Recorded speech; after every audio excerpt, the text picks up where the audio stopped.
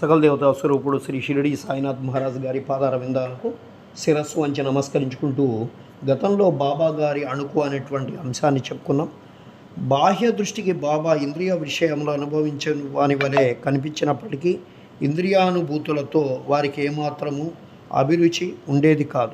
అసలు ఇంద్రియానుభవంలో స్పృహయే వారికి లేకుండెను. వారు భుజించినప్పటికీ దేనియందు వారికి రుచి ఉండేది కాదు. వారు ప్రపంచమును చూచుకొనుచున్నట్లుగా కనిపిస్తూ వానికి దాని యందు ఏమాత్రము ఆసక్తి లేకుండెను.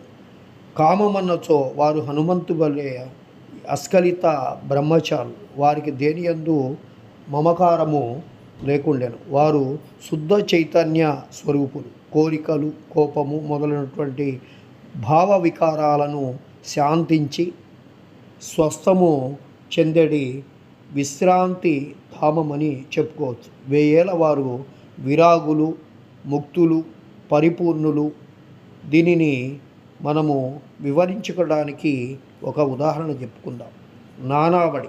షిరిడిలో విచిత్ర పురుషుడు ఒకడు ఉండేవారు. అతని పేరు నానావళి. అతడు బాబా విషయాలను పనులను చక్కబెడుతూ ఉండేవారు. ఒకనాడు అతని బాబా వద్దకు పోయి